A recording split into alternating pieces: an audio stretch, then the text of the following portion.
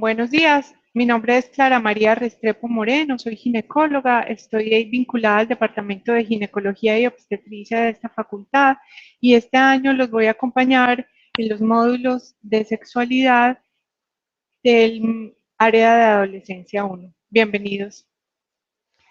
Buenos días, el tema del cual les voy a hablar hoy es sobre infecciones de transmisión sexual, haciendo un énfasis en la etapa de la adolescencia. Estas infecciones son síndromes clínicos causados por patógenos que se adquieren a través de las relaciones sexuales. Estos microorganismos producen cuadros clínicos específicos que a su vez pueden ser agrupados en síndromes, así síndrome de úlcera genital, de flujo vaginal, de descarga uretral y de dolor abdominal bajo agudo. Las personas que consultan por una ITS deben ser evaluadas a su vez para descartar otras ITS, especialmente VIH, BRL, para sífilis, antígeno de superficie para hepatitis B, etc. Los compañeros sexuales de las y los pacientes con alguna ITS deben ser evaluados o en su defecto enviarles de inmediato tratamiento. Cerca de 450 millones de casos nuevos de ITS ocurren en el mundo cada año en personas en edad reproductiva entre 15 y 49 años de edad. Esto sin incluir casos de VIH y de otras ITS virales. Y lo importante del asunto epidemiológico de estas infecciones es que la cuarta parte ocurre en adolescentes. Como factores de riesgo para adquirirlas, tenemos las prácticas sexuales de riesgo en primer lugar, como el no uso regular del condón, mantener relaciones sexuales de forma casual, tener múltiples compañeros sexuales en los últimos 6 meses, prácticas de sexo anal sin protección, relaciones sexuales bajo el efecto de alcohol o psicoactivos que casi siempre son mantenidas sin la protección por lo menos de un condón. Otros factores de riesgos que se relacionan con la adquisición de ITS es ser mujer, enseguida explico por qué, haber tenido una infección de transmisión sexual previamente o que los pares con los que se relaciona esta persona tengan ITS, personas en explotación sexual comercial, especialmente niños, niñas y adolescentes, personas expuestas a violencia sexual o a condición de calle. En la adolescencia hay una altísima susceptibilidad para adquirir una ITS debido a varios factores. El primero de ellos es el factor biológico y especialmente funciona en la mujer. La vagina es una cavidad virtual que se mantiene húmeda y caliente, donde la proliferación de microorganismos puede ser supremamente fácil y los mecanismos de defensa que están en la adolescencia temprana sobre todo no están bien conformados. El pH vaginal todavía no tiene la acidez adecuada, el cuello del útero está un poco vertido, con una zona de transformación supremamente expuesta y ese es el lugar donde a veces prefieren anidar microorganismos como la clamidia, el gonococo y donde hace la replicación viral el virus del papiloma. Fuera de eso existen factores psicológicos que hacen muy susceptibles a los adolescentes a adquirir una de estas infecciones y es que tienen una sensación de invulnerabilidad en la vida, por eso asumen riesgos en la mayoría de sus comportamientos.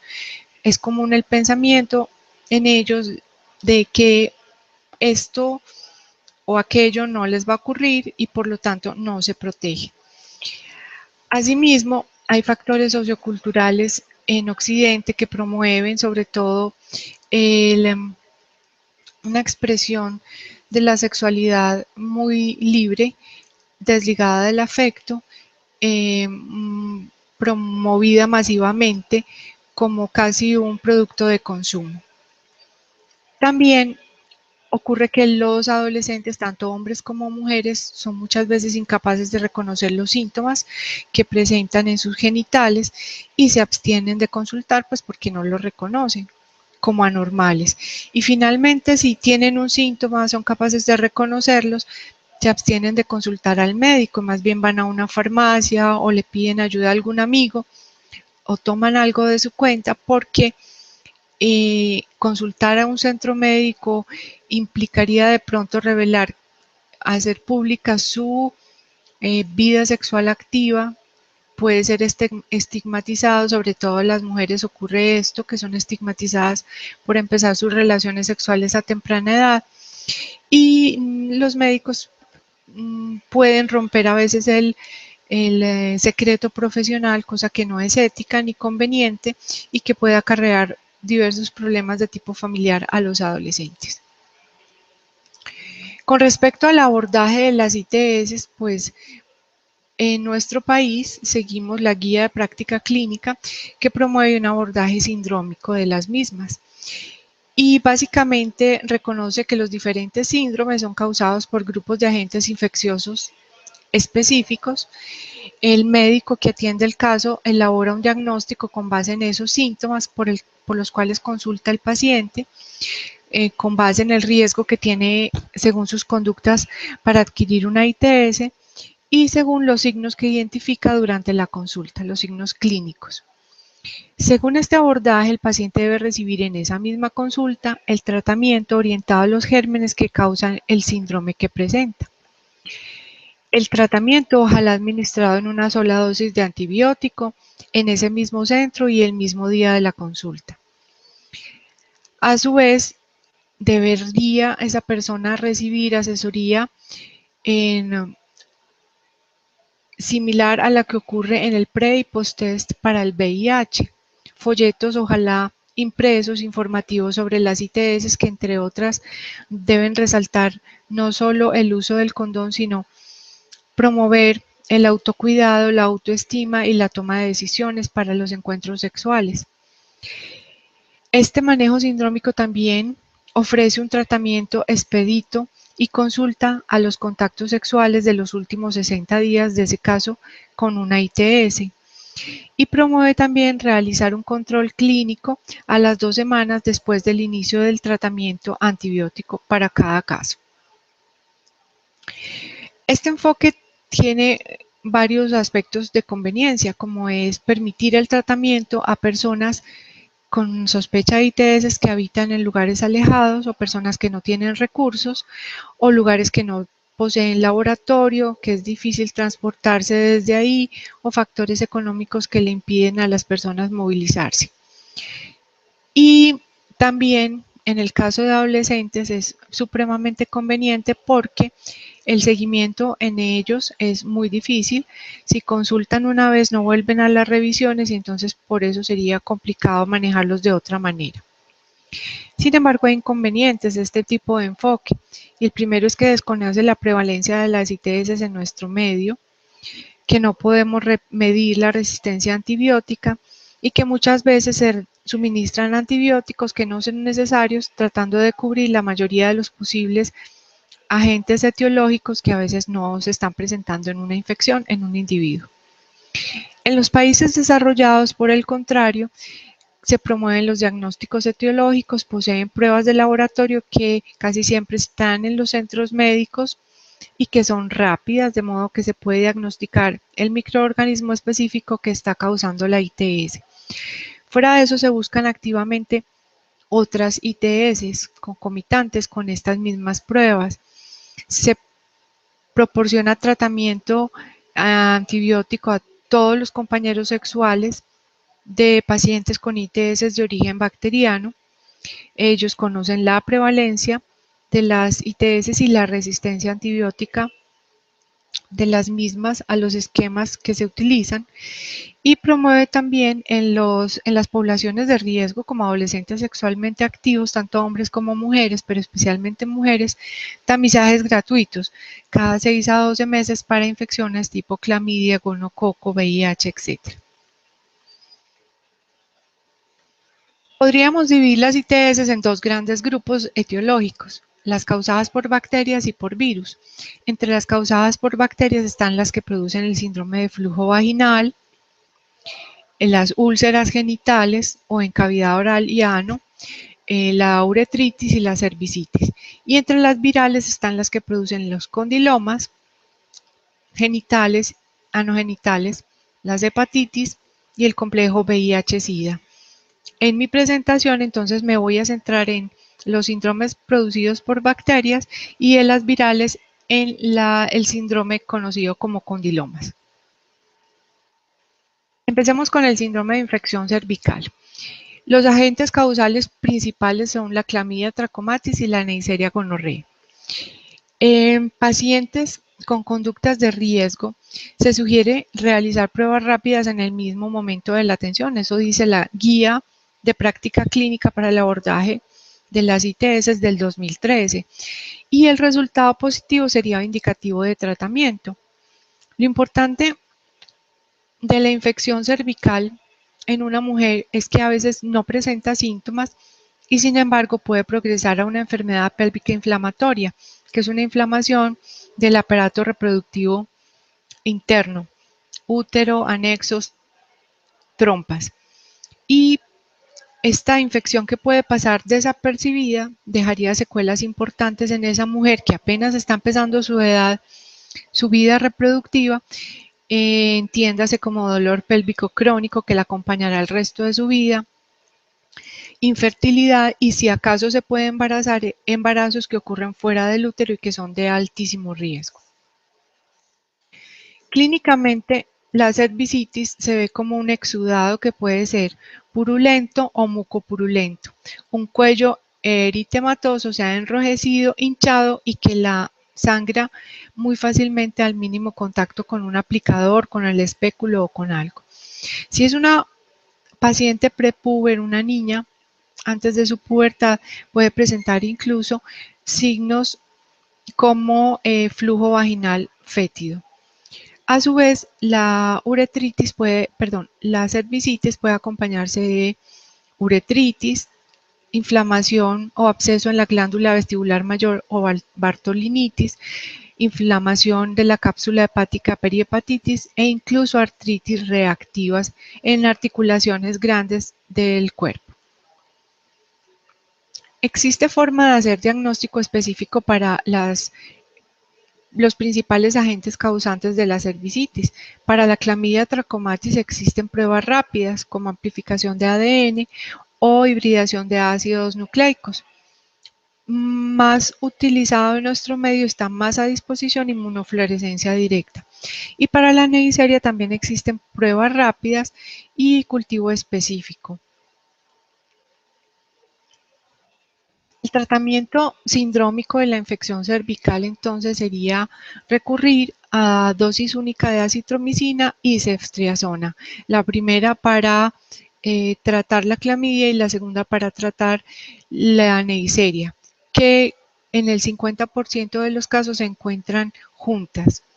Si la sospecha es alta o la prueba rápida se pudo hacer y lo que pensamos es que hay una clamidia trachomatis, el tratamiento se hace solo con acitromicina y como segunda opción doxiciclina. El inconveniente de la doxiciclina es que hay que darla cada 12 horas y por 7 días de tratamiento. Si la sospecha es alta de cervicitis por Neisseria, pues entonces solo se le da la ceftriaxona intramuscular, dosis única, y como segunda opción puede darse el cefixime, que es otra cefalosporina de tercera generación, vía oral. Cuando hay alergia cruzada con las penicilinas, lo ideal es dar espectinomicina en dosis única intramuscular.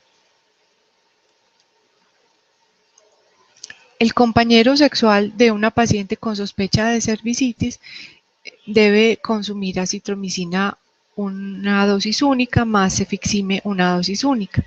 En las embarazadas el esquema sería igual y en las embarazadas o mujeres en lactancia con sospecha específica de clamidia, la acitromicina como primera opción y como segunda opción la amoxicilina. Y cuando la sospecha en la embarazada o lactante es por cervicitis causada por Neisseria gonorrea, la primera opción es cefixime, la segunda opción es ceftriaxona y si hay alergia, espectinomicina. En infección cervical persistente o que recurra muy rápido después de haber hecho el tratamiento, lo ideal es hacer tratamiento con doxiciclina por 7 días, más ceftriaxona pero a una dosis más elevada. Y también es importante indagar acerca del tratamiento a la pareja, si realmente sí se lo hizo o no, si se adhirió al tratamiento y las recomendaciones realizadas la paciente con DAITS. El síndrome de descarga uretral está producido por los mismos gérmenes que producen la cervicitis, clamidia y neisseria, pero además por un protozoario que se llama clamidia tricomona vaginal. Es característico, por ejemplo, de la clamidia que el exudado o esa secreción sea mucopurulenta, mientras que por el gonococo la secreción es más purulenta, como vemos en las imágenes. Es una secreción espontánea y que aparece y es bastante evidente. Puede estar acompañada también de ardor al orinar, dolor pélvico y algunos síntomas generales, aunque la mayoría de las veces solamente es la secreción. Bueno, entonces si tenemos un paciente con secreción uretral y sospechamos esos tres microorganismos, el tratamiento sería con acitromicina dosis única, más ceftriaxona dosis única, con eso manejamos clamidia y neisseria, y le sumamos el tinidazol en dosis única para la tricomona vaginalis. La pareja sexual tendría el mismo manejo excepto ceftriaxona, que se cambiaría por cefixime, que es oral y no intramuscular, lo que hace que se adhiera mejor esa pareja al tratamiento. El síndrome de úlcera genital es producido por varios agentes: el Treponema pallidum de la sífilis, el virus del herpes simplex, el Haemophilus ducreyi y la clamidia trachomatis.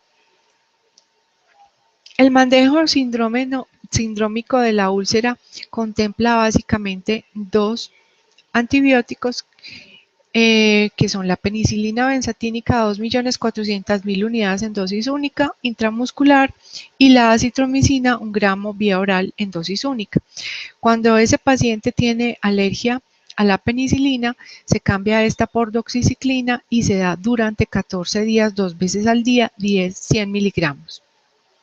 El tratamiento de los contactos sexuales del paciente con úlcera genital se hace hasta los contactos de los últimos 90 días, a diferencia de las anteriores síndromes, y se hace con penicilina benzatínica más acitromicina, y si hay lesión sospechosa de virus del herpes simple se adiciona aciclovir 5 veces al día durante 6 días. En embarazadas o mujeres en lactancia, la penicilina igual, la acitromicina, si se sospecha herpes se adiciona aciclovir, si se sospecha linfogranuloma venéreo la acitromicina se da semanal por 3 semanas, y si se sospecha granuloma inguinal, la eritromicina base 500 miligramos cada 6 horas por 3 semanas se adiciona también. Es muy importante que además del manejo sindrómico en la embarazada, se remita de manera oportuna para realizar pruebas confirmatorias de la etiología de la infección que está cursando. Bueno, la úlcera genital por Treponema pallidum se encuentra en el complejo de sífilis, llamado sífilis. Es importante porque hay una alta prevalencia mundial entre los adolescentes desde hace ya más de 2 décadas. En nuestro medio, por ejemplo, sabemos que la probabilidad de sífilis congénita entre adolescentes embarazadas es supremamente alta, y esto puede causar un síndrome de sífilis congénita que voy a mencionar enseguida. Básicamente la úlcera genital por sífilis se caracteriza porque es una úlcera única, de borde levantado, una úlcera que no supura y que no duele, y que se acompaña de una adenopatía regional y que se autorresuelve en aproximadamente 1 a 2 semanas sin dejar ninguna otra evidencia de la infección, lo cual no quiere decir que se haya curado, sino que pasa a un estado de latencia o de secundarismo sifilítico. El riesgo de una embarazada con sífilis es que la transfiera la infección a su hijo y que puede causar, dependiendo del momento de la infección, eh, malformaciones que pueden ser permanentes en dientes, por ejemplo, en huesos, o un síndrome de sepsis neonatal que puede llevar al niño a complicaciones severas y a la muerte. El diagnóstico de sífilis se hace eh, con microscopía de campo oscuro con una muestra de la lesión ulcerosa que se llama chancro también de esa úlcera y se ven las espiroquetas que son las bacterias normalmente causales de la sífilis. También podemos recurrir a pruebas serológicas no treponémicas que son poco específicas pero muy sensibles como el BDRL y el RPR o a pruebas ya muy específicas como el AFT-ABS y el MHATP, que son específicas para la infección. El seguimiento después del tratamiento se hace con pruebas no treponémicas porque estas van disminuyendo los títulos y dependiendo del estadio de la sífilis que se diagnostique en ese caso, el seguimiento va a 3, 6, 12 hasta 24 meses. El seguimiento no se hace con pruebas treponémicas porque estas una vez ocurre la infección permanecen como huella inmunológica positivas de por vida. El manejo del chancro sifilítico, entonces les recuerdo, es penicilina benzatínica 2.400.000, dosis única intramuscular, y en alergia se da doxiciclina por 14 días.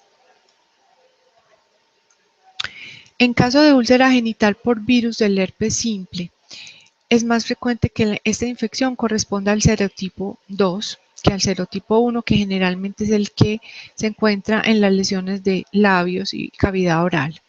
La seroprevalencia en adolescentes puede ser de 12% o más. El cuadro clínico es muy característico. Hay unos pródromos en piel con prurito, ardor y dolor. Después aparecen vesículas que se vuelven úlceras y después costra.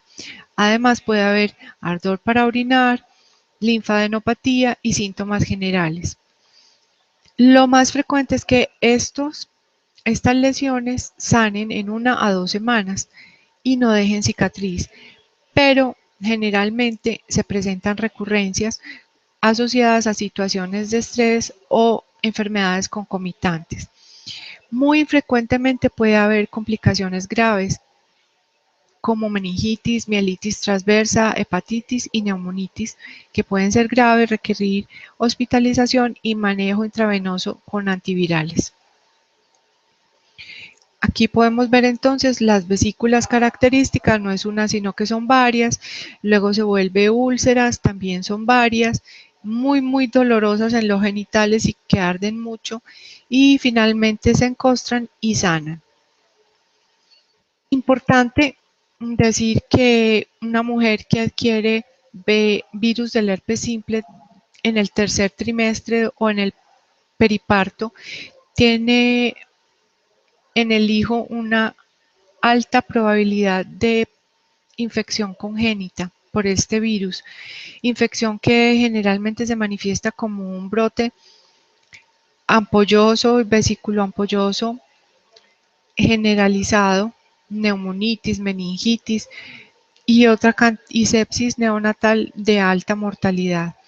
Cuando la embarazada previamente ha tenido virus del herpes simple genital, la probabilidad de que se infecte el feto, de que pase al feto es muy baja, pero sin embargo, la probabilidad de que tenga malformaciones congénitas importantes, como sordera, microcefalia y otras, es más frecuente. El diagnóstico del virus del herpes simple específico se haría con un cultivo, pero es un cultivo demorado y costoso. Existen en el medio pruebas serológicas específicas que básicamente nos permite diferenciar si es el serotipo 2 o el serotipo 1. Y hay un test que se realiza raspando las lesiones vesiculares o ulcerosas y mirando las células y los cambios que ocurren en ellas por el virus pero es poco sensible, poco específico porque se ven muy parecidos en casi cualquier infección viral de la piel. El tratamiento no cura el virus, simplemente acorta la duración y disminuye los síntomas. Y hay dos esquemas, el aciclovir que se da 5 veces al día por 6 días o el valaciclovir que se da 2 veces al día por 7 a 10 días. En episodios de herpes genital recurrente, que serían más de 6 al año, se recomienda realizar tratamiento profiláctico con aciclovir por periodos que van hasta un año. La úlcera genital producida por el Haemophilus ducreyi se conoce como chancro blando. Típicamente hay muchas úlceras en genitales, sucias, o sea, con exudado, muy dolorosas, acompañadas de adenopatía unilateral que generalmente puede confluir, ser grande y fistulizar. El diagnóstico es de exclusión y si quisiera ser específico hay que hacer un cultivo que no es muy sensible y es costoso y demorado. El tratamiento de primera opción es acitromicina, 1 gramo vía oral, dosis única. Segunda opción sería ceftriaxona y tercera opción sería eritromicina. En embarazadas o madres lactantes con sospecha de infección por esta bacteria, la primera opción es la acitromicina igual, la segunda ceftriaxona y la tercera eritromicina. No hay cambios. En la úlcera genital producida por esta bacteria, Calimactobacterium granulomatis, conocida la entidad como granuloma inguinal, característicamente es una úlcera o varias úlceras, no producen dolor y se pueden acompañar también de linfadenopatía en el mismo lado de la úlcera. El tratamiento es con acitromicina o con doxiciclina, pero la diferencia a la entidad anterior es que es durante 3 semanas. En embarazada o lactancia se prefiere eritromicina cada 6 horas por 3 semanas también. Bueno, el síndrome de bubón inguinal o linfadenopatía inguinal puede ser causado por algunas cepas de Clamidia trachomatis diferentes a las que produce la cervicitis y la uretritis y por la bacteria Haemophilus ducreyi del chancro blando. El manejo sindrómico entonces está compuesto de doxiciclina por 3 semanas más acitromicina en dosis única para el chancro, para el hemófilos y para la clamidia. Si se sospecha que esta linfadenopatía o bubón es causada por el Haemophilus ducreyi, la primera opción es acitromicina y la segunda opción sería ceftriaxona, dosis única intramuscular. Ese síndrome de bubón inguinal también puede ser producido por unas cepas de clamidia y se conoce como linfogranuloma venéreo. Y los serotipos generalmente son L1, L2 y L3. Se considera que es una infección crónica del sistema linfático y se presenta más comúnmente en hombres que en mujeres. Generalmente da una pápula o una úlcera inicial que es autolimitada, quiere decir se cura solita, sin que haga nada. Y poco tiempo después aparece una linfadenomegalia que es confluente, que puede ser supurativa, que casi siempre es unilateral y puede haber diseminación sistémica incluso. En los hombres receptores, principalmente hombres receptores de sexo anal, puede producir proctitis hemorrágica. Es importante saber que esta infección produce secuelas importantes, estenosis que pueden ser en el pene, en la vagina o en el recto, y como destruye el sistema linfático, produce también elefantiasis genital. El tratamiento es con doxiciclina por 21 días, como segunda opción eritromicina también 21 días y tercera opción acitromicina semanal por 21 días. En embarazo o lactantes con sospecha de linfogranuloma, acitromicina semanal por 3 semanas y como segunda opción eritromicina también por 3 semanas. El flujo vaginal puede ser producido tanto por microorganismos transmitidos sexualmente como por microorganismos que no se transmiten sexualmente. De los microorganismos, el único transmitido sexualmente sería la tricomona vaginal, pero pueden coincidir en el flujo vaginal los que no están transmitidos también sexualmente. Y en pacientes con factores de alto riesgo para ITS también a veces se encuentran Neisseria y Clamidia trachomatis como causante de flujo vaginal. El manejo sindrómico de la paciente con este flujo sería tinidazol 2 gramos vía oral, dosis única. Si se sospecha infección concomitante de cándida, se adiciona fluconazol vía oral 150 miligramos única dosis. Y en embarazado o lactancia, en vez del tinidazol, se prefiere el metronidazol cada 12 horas por 7 días. Y en vez del fluconazol, si hay sospecha de infección por cándida, se agrega clotrimazol cada 24 horas intravaginal una tableta por 7 días. El flujo vaginal causado por tricomona vaginal es relativamente frecuente. La tricomona es un protozoario. El flujo característicamente es espumoso, abundante, de color variable entre gris hasta verdoso, tiene mal olor, produce ardor al orinar, produce dolor durante el coito y rasquiña en la región vulvovaginal. Cuando se pone un espéculo en la vagina, se observa el cuello y la vagina, las paredes vaginales con un moteado rojizo y un borde blanco. Eso se llama colpitis en puntos. El diagnóstico se hace con un directogram de flujo vaginal. También existen cultivos, pero no se usan mucho. Y el tratamiento es igual al sindrómico. Primera opción, tinidazol, 2 gramos vía oral, dosis única. Y como segunda opción sería el metronidazol, 2 gramos vía oral, dosis única.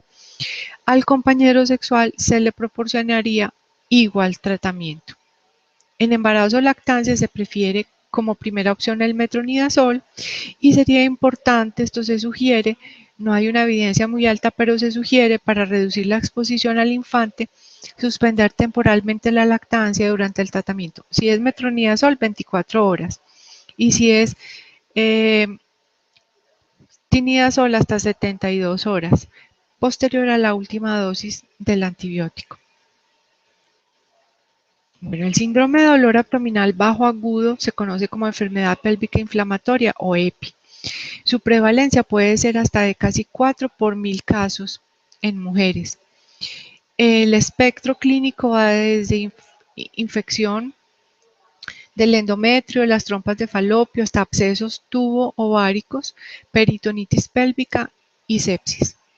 Las secuelas pueden ser infertilidad, casi el 20% de los casos, embarazo ectópico y dolor pélvico crónico, que resultan ser funestas para una mujer joven que apenas está iniciando su vida reproductiva. Si vemos en esta gráfica, casi la mitad de gérmenes que producen la enfermedad inflamatoria pélvica son gérmenes asociados o transmitidos sexualmente. Por eso es que esta infección se considera una infección de transmisión sexual. Los factores de riesgo los comparte también con los de transmisión de infecciones de transmisión sexual, ser joven, haber iniciado las relaciones sexuales muy joven, usar métodos anticonceptivos diferentes al condón, compañeros sexuales nuevos o múltiples o sintomáticos, historia de ITS previa o de EPI previa, el uso de duchas intravaginales y la inserción en los últimos 20 días de un dispositivo intrauterino que aumenta realmente la incidencia de enfermedad pélvica inflamatoria. Los signos y síntomas característicos son dolor pélvico, que puede llevar semanas a meses, flujo vaginal, fiebre, dolor con las relaciones, ardor para orinar, sangrado vaginal anormal, sangrado con el coito, dolor en el hipocondrio derecho, generalmente por la perihepatitis que se puede asociar al síndrome, dolor y en el examen físico hay dolor a la palpación y movilización del cuello, del útero o de los anexos que se consideran criterios menores para el diagnóstico. El diagnóstico de esta enfermedad pélvica inflamatoria suele ser clínico, que tiene una sensibilidad bastante alta y una especificidad no muy buena, y aumenta la especificidad diagnóstica si hay fiebre superior a 38,3, flujo mucopurulento vaginal o cervical y flujo con leucocitos, sedimentación aumentada, PCR aumentada y pruebas positivas para clamidia o Neisseria. Es importante mantener un bajo umbral diagnóstico y terapéutico en menores de 25 años debido a la incidencia alta en este grupo etario de EPI y al potencial impacto sobre la fertilidad futura que ya mencioné. El diagnóstico específico se haría con biopsia endometrial, en el cual arrojaría una endometritis o una salpingitis. La ecografía transvaginal o la resonancia podría mostrar, como se ve en esta imagen laparoscópica, trompas engrosadas, tortuosas, hiperémicas, líquido libre en la cavidad peritoneal e incluso abscesos tubováricos. La laparoscopia con biopsia endometrial se sugiere realizar si el diagnóstico no ha quedado claro. La enfermedad pélvica inflamatoria se puede manejar ambulatoria o hospitalariamente. El manejo ambulatorio se escoge para pacientes con episodios agudos leves a moderados y el tratamiento es con ceftriaxona, dosis única intramuscular, acitromicina por 2 semanas, dosis semanal, y metronidazol 2 veces al día por 14 días. En caso de alergia a las cefalosporinas o no poder administrar o no poder garantizar la adherencia al tratamiento ambulatorio, se recomienda hospitalizar a esa paciente. Es muy importante explicar detalladamente la condición y hacerle énfasis en las implicaciones a largo plazo para su salud y la salud de los contactos sexuales, el no tratamiento adecuado de una entidad como la enfermedad pélvica inflamatoria. En caso de que esa paciente tenga un dispositivo intrauterino, las guías lo que promueven es que no se quite, a menos que después de 72 horas de iniciado el tratamiento no haya mejoría. Y es muy importante a las 72 horas hacer control después de haber iniciado el tratamiento antibiótico. Si no hay mejoría, hay que hospitalizar. Si hay mejoría, se termina el tratamiento ambulatorio. El manejo intrahospitalario se hace cuando hay emergencias quirúrgicas como un absceso tubovárico o apendicitis, en las embarazadas, cuando no ha respondido a los antibióticos orales, cuando la mujer tiene enfermedad severa, fiebre, náusea, vómito y le impide hacerse el tratamiento oral. Y es importante que en guías anteriores pasaba, es como un postulado reconocido, es que no existe evidencia actual de que las adolescentes deban ser hospitalizadas para el manejo de su EPI, a menos que tengan alguno de estos otros factores. El esquema pues para el manejo intrahospitalario generalmente es con clindamicina, gentamicina, que se da parenteral hasta 24 horas después de la mejoría clínica y después se sigue con clindamicina vía oral hasta por 14 días y hay una segunda opción con ceftriaxona, doxiciclina y metronidazol. Los contactos sexuales deben ser contactados idealmente y ofrecerles tratamiento sindrómico que cubra Neisseria y clamidia por lo menos, con dosis únicas de acitromicina y cefixime. Para terminar, entonces, voy a hablar un poquito de los condilomas producidos por el papiloma virus humano. Alrededor de 30 genotipos se asocian con la infección genital por papilomavirus humano. Es la infección viral más común del tracto genital, tanto en hombres como mujeres. El pico de incidencia tiene todo que ver con la población de la que estamos hablando y haciendo énfasis, los 16 a los 20 años. En adolescentes la prevalencia puede llegar a ser el 71% y en mayores de 29 años va disminuyendo. La alta prevalencia en adolescentes se explica por generalmente sus comportamientos sexuales de riesgo. En estudios, por ejemplo, este que se menciona aquí, demostró que adolescentes con historia de relaciones con un solo compañero, solo el 20% se ha encontrado PVH, mientras que si ha tenido más de 10 compañeros llega casi al 70% de contagio con PVH. También es importante que si hay otras ITS, es más frecuente que tenga PVH que si no hay otras ITS concomitantes. La prevalencia también se debe a los factores biológicos y anatómicos de los que hablamos ahorita, al principio de la charla, y de posibles alteraciones en la inmunidad celular, básicamente porque todavía no está muy elaborada en un adolescente temprano, sobre todo en las mujeres, y no puede defenderse de la infección por este virus. Las fases clínicas del PVH van desde subclínica hasta cáncer, pasando por condilomas. La subclínica pues solamente se detectaría con anormalidades citológicas en las mujeres, en los hombres generalmente pasa desapercibida. En la fase clínica que se ve pueden ser los condilomas, que pueden ser tan grandes como estos o tan pequeños como estos de cavidad oral o anal, y obedecen generalmente infección por los genotipos 6 y 11. Se considera que alrededor del 1% de la población de Estados Unidos puede tener alguno de estos condilomas.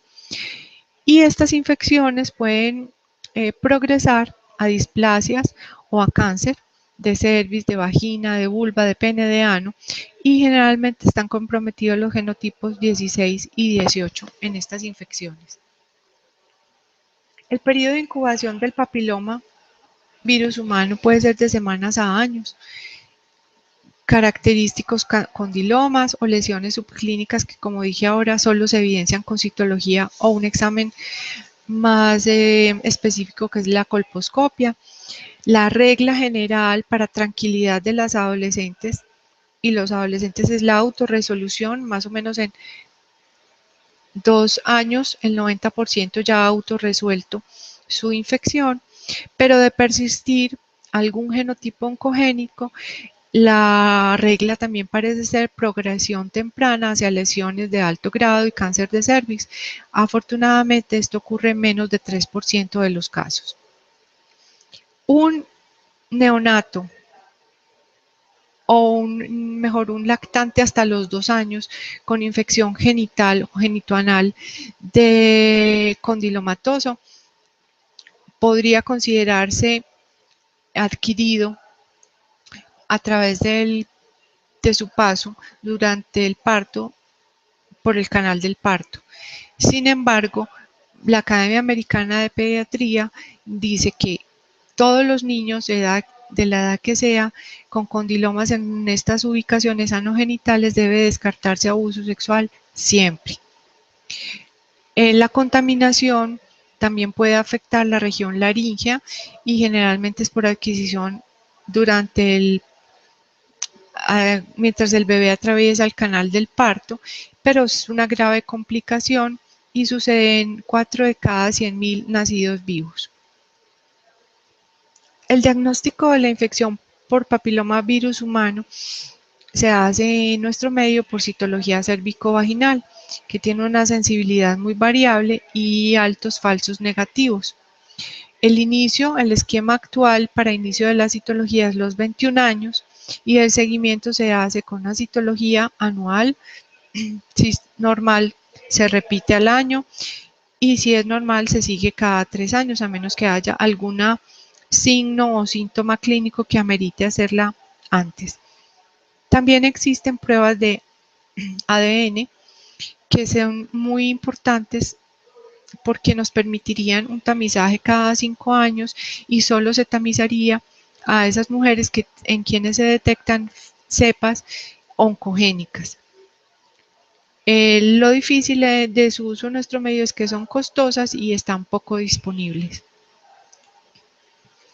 El manejo de la citología en adolescentes es más o menos el que trae este cuadro y dependiendo de los hallazgos se hacen citologías o colposcopias o se remite al especialista. Entonces básicamente Si la citología nos dice que hay células escamosas atípicas de origen indeterminado, lesión intraepitelial de bajo grado o displasia leve, no hay que angustiarse, no hay que recurrir a exámenes sofisticados y costosos y dolorosos y malucos como la colposcopia, sino repetir la citología cada año. Y lo más importante es que las guías actuales también en nuestro país dicen y ratifican que debemos empezar la citología ya en la edad adulta, o sea, a los 21 años, porque primero la prevalencia de cáncer, de infección por PVH es muy alta en adolescentes, se asocian con cambios celulares que pueden producir todas estas cosas, pero que la regla de la autorresolución en más o menos 2 años y la incidencia de cáncer de cervix en adolescentes es menos de 1 en 1.000.000. Por lo tanto, no se justifica hacer citologías tempranamente en una mujer, así tenga conductas de riesgo, por todas estas razones. El tratamiento de la infección por PVH solo se hace para las lesiones visibles y con fines más bien estéticos que terapéuticos, porque estos tratamientos no la curan. Si no se autorresuelve la infección, va a estar de por vida en esa persona. Se hace con terapias locales, con agentes químicos como imiquimod, como podofilina, como ácido tricloroacético, con agentes físicos como electrocoagulación y coagulación con nitrógeno líquido, o sea, por congelamiento, o inmunomoduladores como interferón y el imiquimod en crema, que ya lo mencioné también. La respuesta no es 100%, cuando mucho llega a un 70%, y lo frecuente es que haya recurrencias durante la vida muchas veces. Las lesiones subclínicas detectadas por citología se siguen con citología cervicovaginal hasta que muestre algún cambio importante que amerite una biopsia guiada por colposcopia. Existe en nuestro medio, en el programa ampliado de inmunización desde 2012, la vacuna Gardasil, que es una vacuna efectiva contra los genotipos que más frecuentemente se asocian a los papilomas, a los condilomas, el 6 y el 11, y los oncogénicos, que son el 16 y el 18. Se usa en adolescentes en nuestro medio. La campaña es mayores de 9 años escolarizadas sin importar si empezó o no empezó la vida sexual. Lo importante es saber que idealmente debería darse la vacuna, que son 3 dosis, una al mes y a los 6 meses, y que tiene una eficacia alta para prevención de cáncer cervical, debería darse idealmente antes del inicio sexual. Y también idealmente los hombres se deberían vacunar, porque si bien ellos no sufren como nosotras tan frecuentemente de cáncer asociado al PVH, los hombres son los transmisores asintomáticos, y mientras no disminuyamos el transmisor asintomático del cáncer de cervix, seguirá siendo una grave enfermedad y una amenaza para las mujeres. Bueno, para finalizar ahora entonces, tenemos que decir que las ITS básicamente hay que prevenir su primer contagio, y eso se hace pues además de poniéndose condón, con educación sexual. Es que la educación sexual es indispensable aún para ponerse el condón. Y esa educación sexual debe empezar en los hogares y ser seguida en la escuela y aún en la educación superior. Debe ser entonces temprana, debe ser abierta, debe ser clara y debe ser integral. Cuando digo integral me refiero no solo es vaya, tenga relaciones y póngase condón, sino quiérase, y si usted se quiere, se estima, se va a cuidar, y no solo se va a cuidar, sino que va a cuidar a los otros. Entonces va a tener relaciones sexuales en otros entornos que no son los que están teniendo nuestros adolescentes en la actualidad. Y la prevención secundaria, que a lo que apunta es a tener para los adolescentes servicios de salud exclusivos. Estos servicios de salud exclusivos deben garantizar su acceso fácil, inmediato, disponibles en el momento que los demanden, que garanticen su confidencialidad al hacer estas consultas y que finalmente les provean tratamientos oportunos y eficaces para las ITS con los esquemas que las guías actuales promueven y que son los mejores por ser únicas dosis, fáciles de realizar para ellos. Con el ánimo entonces de contribuir al ejercicio de una sexualidad responsable y segura, debemos educar a nuestros adolescentes acerca del valor y del significado de su cuerpo, el respeto por sí mismos y por los demás y la capacidad de decidir de forma autónoma e informada sobre sus encuentros sexuales. Así pues, jóvenes, ustedes que son todavía unos adolescentes, a cuidarse, pasen rico, pero cuídense. Eh, Nos vemos entonces en el foro, que es el 12, todo el día, para las preguntas que generen dudas, los temas que generen dudas con esta y las demás presentaciones. Muchas gracias.